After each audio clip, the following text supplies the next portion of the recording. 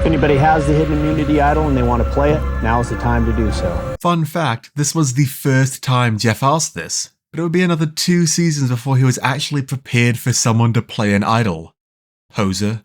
You're probably looking at the title of this video and thinking, alright, Henry's lost it. But I genuinely think there's something beautiful about the mechanics of the votes being read each episode of Survivor. Think about it. After the castaways vote, production needs to decide what order will be the most dramatic, what to do if someone plays an idol, what to do if multiple idols are played, how to read the votes in case of different advantages, and overall keep track of a lot of moving parts to ensure we end up with a beautiful piece of television. A lot has changed since the early days, and I think there's beauty in the way such simple and unassuming aspects of the game evolve to keep pace with the show. That is, assuming the order the votes are read on the island isn't just a recreation done after the fact for our enjoyment, but that's only sometimes. So today I'm going through the history of the Survivor Urn to talk about its mechanics, how it's evolved, and critical moments over the years that have made that evolution necessary. I may even teach you guys some computer science along the way. Isn't that fun? Let's get into it. For the first season of Survivor, the urn was just that. It was an urn. Contestants walked up, put their vote in, and then went back down. This voting process can take a while to complete, but it was about as simple as it gets. Jeff would then order the votes before reading them, and this makes sense. Let's look at the very first vote out. 3 for Sonia and 3 for Rudy. First person voted off the island. Sonia. It would be way less interesting if Jeff just went, okay, so there's 4 votes Sonia and no votes anyone else, but let's keep reading and see what happens. Oh wait, no, mathematically, Sonia, you gotta go, see you later.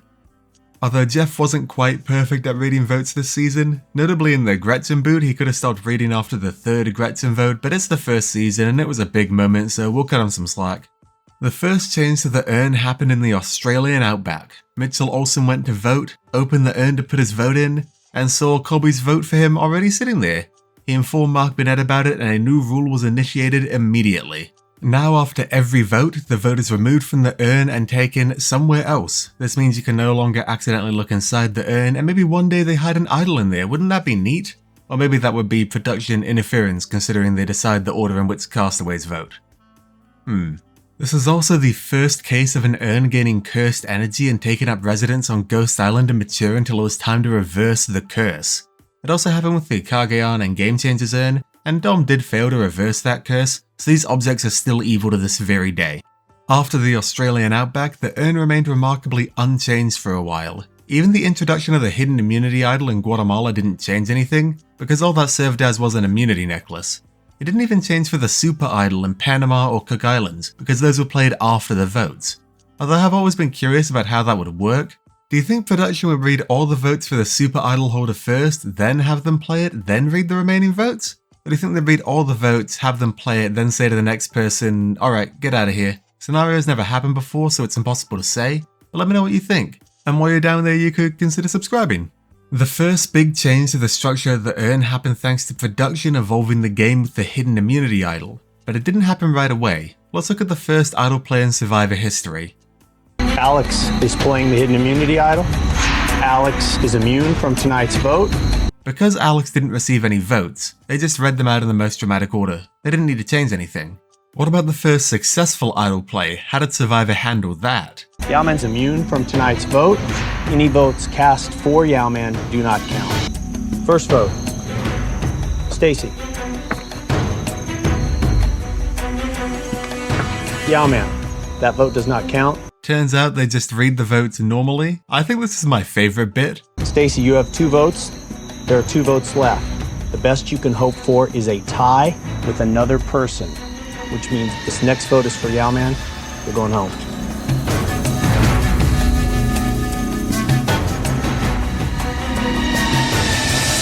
Yowman. It's such a pace breaker, and Survivor realized this, so they went back to the drawing board before the next successful idol play, which happened in Survivor Micronesia. Any votes cast for Amanda do not count. First vote, Amanda, does not count. Here they read all the votes for the castaway who played the idol, and then the votes for everyone else. Now, how did they know Amanda would play her idol? One reasonable assumption could be that production knows who has an idol at all times and has access to all the footage available, therefore they'll know if someone is likely to play it and can plan accordingly. We could also guess that because Tribal Council is hours long and Jeff is so in tune with the castaways that production gets a good feel of the dynamics before the vote happens. Or there is the extremely funny third option where after an idol is played, Jeff looks at the players, panicked, and says, "I'll be right back," before scurrying off to reorder the votes for a more dramatic effect, doing this every time someone plays an idol. As much as I wish the third one were the case, the correct answer is actually D. None of the above. The reason Survivor can read the votes in any order they want is the real beauty of the urn, because it's not what's on the outside that counts, it's what's on the inside. And inside of the urn there are dividers. These dividers are simple, but they give production a lot of power. Because for each slot in the urn they store all the votes for a specific player. This means as advantages and idols are played, Jeff can decide on the fly what order he wants to read the votes. This is an incredible skill and will probably be quite difficult for a mere mortal, but Jeff Probst is no mere mortal. He refuses to wear an earpiece at Tribal Council. He's on his own with no help. It is him and him alone that has to react to players throwing random trinkets they found on the ground at him to ensure we end up with the best TV imaginable. Let's take this vote out for example. Because the idol has been played, Jeff now knows to pull all the votes from the Maddie slot. He then pulls all the votes from the Crystal slot, leading to a more dramatic order and things not getting awkward. If we didn't have these slots, we get a lot more Stacy Yowman awkwardness, that's for sure. This may seem simple, but this has been a fixture of Survivor ever since, even internationally. Let's look at the very first successful idol play from Survivor South Africa. Vanessa does not count. Vanessa does not count. Now, when I'm talking about the beauty of the Survivor urn, I'm talking about this absolute unit. What an urn! But as you saw idol played, all votes for that person read out first. It may be simple, but it's so elegant, it transcends versions. Let's look at the first idol play to negate a majority of votes in Australian Survivor. Have to put that caveat because of Kylie playing her idol to negate a 2-2-2 vote split. What a game changer. This is in fact a hidden immunity idol, and any votes cast against Phoebe will not count. First vote, Rowan. Kat. Sue. Phoebe. Does not count. Wait, hang on a second. What are you doing, JLP? That's right, somehow Australian Survivor did not get the memo. They did not use slots in their urn for a disturbingly long time. Despite US Survivor inventing the solution in 2008 and Survivor South Africa replicating it in 2011, Australian Survivor in the year 2016 did not figure out this would be a good thing to copy. But they learned pretty quick, right? How about the second majority negation idol play? First vote. Phoebe. Does not count. They've done it, they've mastered the art of vote reading and they managed to course correct in the same season too. Or did they? You see, Phoebe was on the outs, and it was a safe bet she'd play her idol. You know who else was a safe bet to play their idol? Henry in Australian Survivor 2017. So JLP went away, got his votes all lined up ready to read, and stood there for the most uncomfortable amount of time in Survivor history. If anyone has a hidden immunity idol and they want to play it, now would be the time to do so. Fine.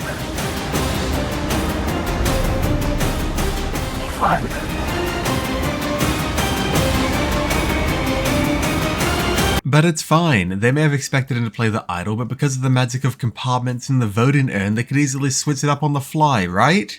Right? Henry. Henry. Henry. Henry. Henry. 15th person voted up on Australian Survivor, third member of our jury, Henry. They just read all the votes for Henry, assuming he would play the idol, but he never did, and that is so very funny to me. But they learned their lesson immediately and started using compartments from here on out. Right? Wrong again, because when Russell Hance was voted out of Australian Survivor, a weird sentence for non-Australian Survivor fans, I'm sure, they still expected him to play the idol and read all the votes for him first. In fact, it takes until the vanilla vote out of Champions vs Contenders where I become pretty happy in the idea that they're using compartments now. It is very funny to me that it took this long.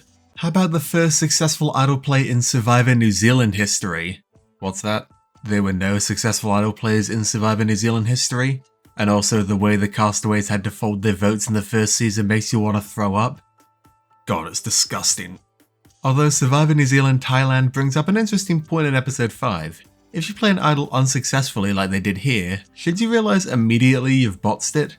Matt reads 3 votes for Brad first before revealing the first vote for Liam. If the idol had been played successfully, he should have read the votes cast against the idol recipient first. I guess when you're starving on an island, the intricacies of compartments within the voting urn are the last thing on your mind. Real quick, I want to link this to what I do in real life, which is teaching computer science. Before they were using compartments, if you wanted to find a specific vote, you have to search for it. You may have stacked them in a good order for one scenario, but if that scenario changed, you had to either keep with that original idea or faff about trying to fix the order. But with these compartments, we suddenly turned the voting urn into a hash table. We can now look things up quickly because everything is in a specific slot. And if something changes on the fly, we can just go to a new slot and read in a new order, because our lookup time is really fast and the cost of changing the order is minimal. That's actually how computers look things up in databases really fast as well.